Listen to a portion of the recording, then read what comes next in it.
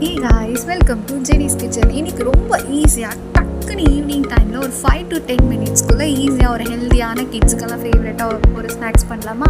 அதுக்கு முன்னாடி 2 குடமிளகாய் எடுத்துக்கோங்க. அதை நல்லா வாஷ் பண்ணிவிட்டு உள்ளே இருக்கிற விதை எல்லாமே ரிமூவ் பண்ணிவிடுங்க. ரிமூவ் பண்ணதுக்கப்புறமா இது போல் நல்லா வாஷ் பண்ணிவிட்டு நான் ஃபைனாக குட்டி குட்டியாக சாப் பண்ணிக்கிறேன். ஏன்னா குட்டி குட்டியாக சாப் பண்ணும்போது நல்லா குக் ஆகும், அதே மாதிரி டேஸ்ட்டாகவும் இருக்கும்.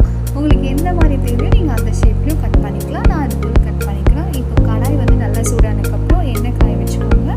2 கப் அளவுக்கு கடலை மாவு சேர்த்துக்கோங்க. தேவையான அளவு உப்பு, 1 டீஸ்பூன் அளவுக்கு மிளகாய் தூள் சேர்த்துக்கிறேன்.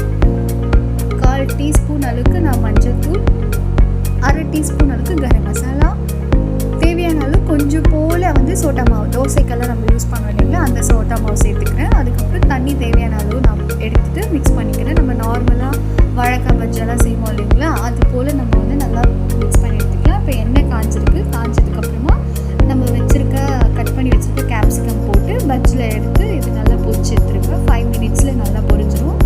நீங்கள் வந்து மீடியம் ஃப்ளேமில் வைங்க, ஹை ஃப்ளேமில் வந்து தீஞ்சிடும். ஸோ இதே மாதிரி செம்மையாக இருக்கும். டக்குன்னு செஞ்சு பாருங்கள். பார்க்குறவங்க எல்லாருமே ஒரு லைக் பண்ணிவிடுங்க, கமெண்ட்ஸ் பண்ணுங்கள், அப்படியே மறக்காமல் சப்ஸ்கிரைப் பண்ணிடுங்க. உங்கள் ஃப்ரெண்ட்ஸ் அண்ட் ஃபேமிலிக்கு ஷேர் பண்ணுங்கள். இதே மாதிரி நெக்ஸ்ட் வீடியோ பார்க்குறேன். பாய், டாடா.